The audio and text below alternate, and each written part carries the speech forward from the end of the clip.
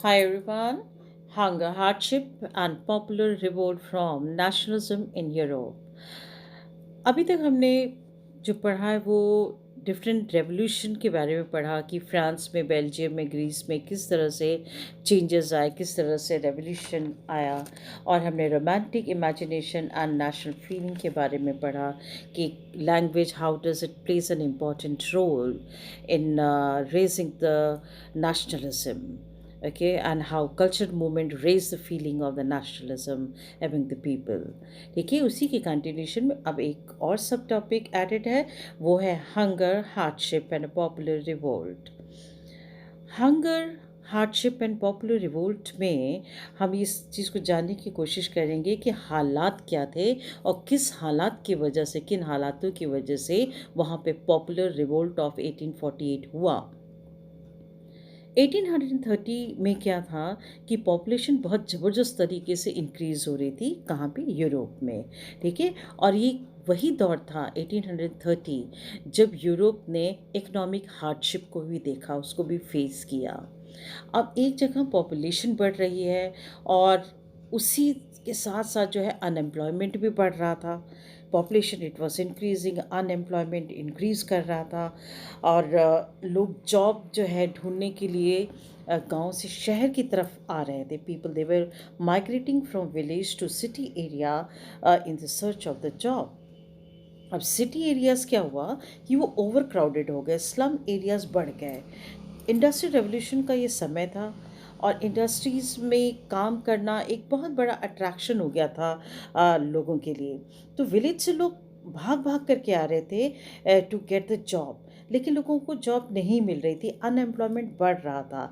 और कुछ लोगों को जॉब मिली भी, लेकिन जो जिनको जॉब मिली उनके वेजेस जो थे वो काफ़ी लो थे। और प्राइसेस ऑफ एसेंशियल कमोडिटीज़ जो थी वो बहुत हाई थी। They were not able to purchase the food grains also. ठीक है, आप हालात समझने की कोशिश करिए कि मैंने क्या कहा कि उनके वेजेस बहुत लो थे। अगर एम्प्लॉयड थे तो वेजेस लो थी, नहीं तो वो अनएम्प्लॉयड थे। ठीक है, तो ये हालात थे and that is economic hardship. आर्थिक व्यवस्था चरमराई हुई थी।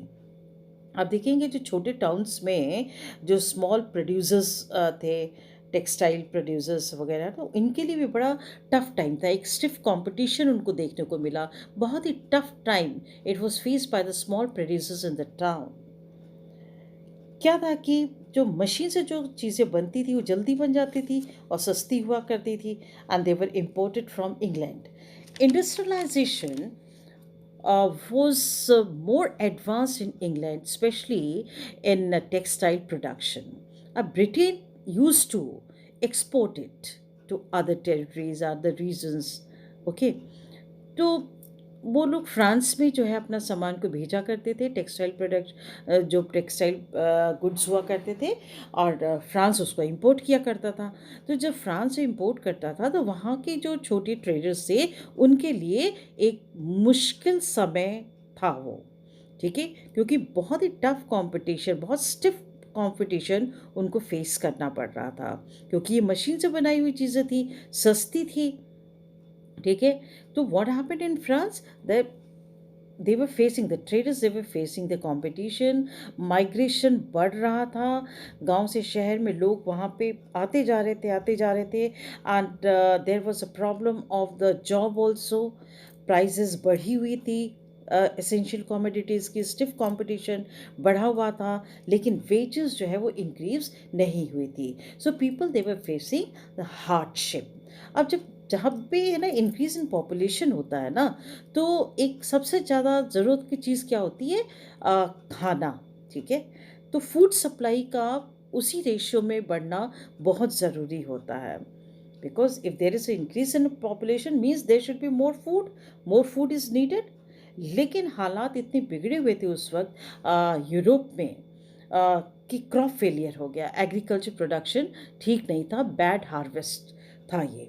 ठीक है, तो फ्रांस के अंदर जब बैड हार्वेस्ट था, क्रॉप फेलियर था, तो there was a shortage of food grain.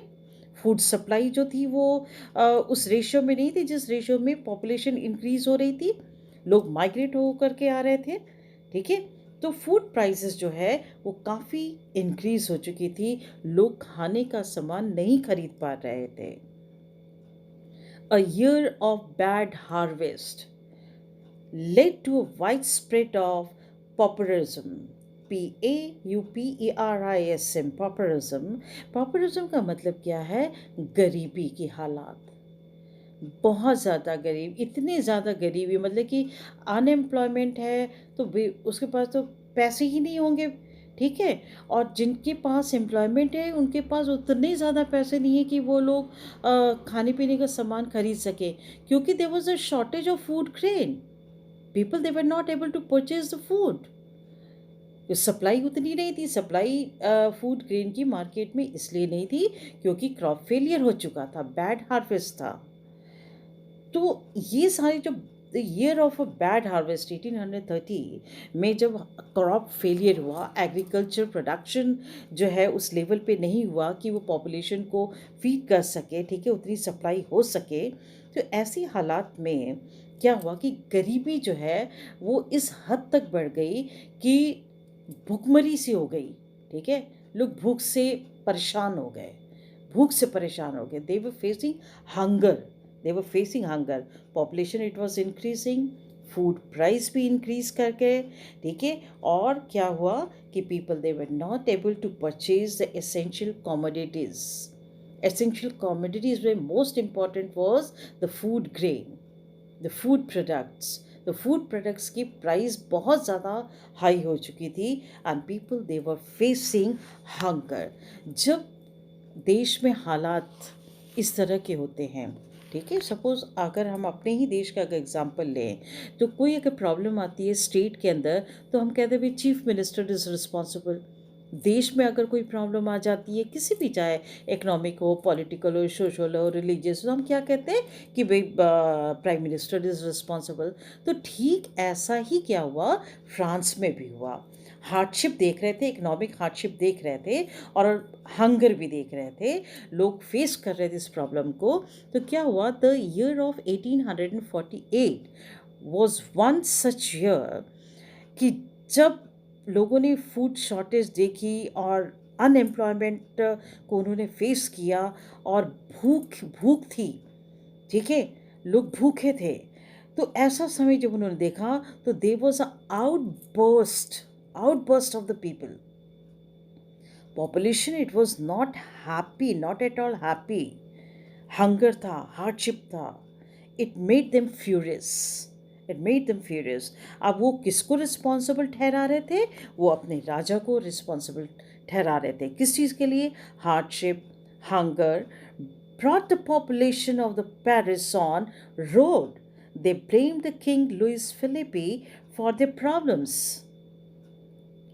So what they did, they attacked on Louis Philippe, ठीक है। जितने बैरिकेड्स लगे होते हैं ना सिक्योरिटी पॉइंट ऑफ व्यू से, राजा जहाँ कहीं भी रहता है, जहाँ कहीं भी काम करता है, उसके वर्किंग प्लेस पे, उसके लिविंग प्लेस पे आसपास जो है बैरिकेड लगा दिए जाते हैं सुरक्षा व्यवस्था को ठीक ठाक रखने के लिए। तो वो सुरक्षा व्यवस्था जो थी, वो जो बैरिकेड्स लगाए थे, ये आम जनता ने तोड़ दिया क्योंकि भुखमरी थी, इकोनॉमिक हार्डशिप ये लोग देख रहे थे। अब हालात इतने बिगड़े, इतने ज़्यादा बिगड़े कि लुइस फिलिपी को अपनी जान बचाने के लिए वहाँ से भागना पड़ा।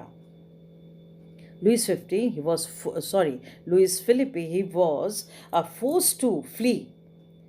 To save his life, he left his position, he left his place. अब जब जगह खाली हो गई, then what happened? फिर ऐसा हुआ कि नेशनल असेंबली ने अपना दावा रखा कि भाई अब हम चलाएंगे, ठीक है, अब हम सरकार को चलाएंगे, अब हम सरकार बनाएंगे, ठीक है। तो national assembly proclaimed a republic. Republic का मतलब समझ रहे हैं, जहाँ पे हेड ऑफ इंस्टीट्यूट, जो हेड ऑफ स्टेट जो होता है वो इलेक्टेड वन होता है, ठीक है, वहाँ पे इलेक्शन होता है, डेमोक्रेसी रहती है।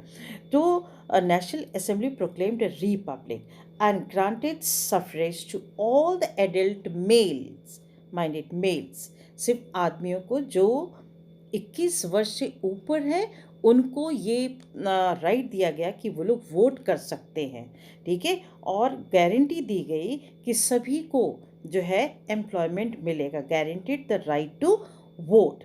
ठीक है, तो ये जो पॉपुलर रिवोल्ट जो हुआ था वो हार्डशिप से परेशान होकर, इकोनॉमिक फेलियर, क्रॉप फेलियर से परेशान होकर, भूख से परेशान होकर लोगों ने जो रिवोल्ट किया था वो 1848 का पॉपुलर रिवोल्ट है। ठीक है, अब आती है स्टोरी, एक बड़ी इंटरेस्टिंग स्टोरी है सिलेसिया के वीवर्स की। ठीक है, अब सिलेसिया क्या है? पर्शिया का, उस ज़माने में पर्शियन एम्पायर का ये एक पार्ट हुआ करता था। ठीक है, आज के प्रेजेंट टाइम में जो है वो बटा हुआ है Germany, Poland and sex Republic के बीच में। इनकी स्टोरी जो है सिलेसिया वेवर्स की जो स्टोरी है, एक जर्नलिस्ट है विलियम वॉल्फ, ठीक है, इन्होंने डिस्क्राइब करी है। उनके अकॉर्डिंग जो है Silesia weavers were given raw materials by contractors, the merchants. Contractors जो थे वो रॉ मटेरियल्स जो है बुनकरों को दे देते थे गांव में ले जाके, और उनको ऑर्डर प्लेस कर देते थे कि आप फिनिश गुड जो है हमें वो बना करके देंगे। ठीक है, तो जो मर्चेंट्स जो थे वो क्या करते थे कि उनको प्रॉपर जो है वेजेस नहीं दिया करते थे। प्रॉपर वेजेस देना तो दूर की बात, अब उन्होंने क्या करा, उनको रिड्यूस करने लग गए। जो पेमेंट उनको देनी होती थी ना उसको रिड्यूस करने लग गए। ऐसे में जो है वीवर्स जो है they were not satisfied with the merchant, और डिसकंटेंटमेंट जो था वो बढ़ने लगा।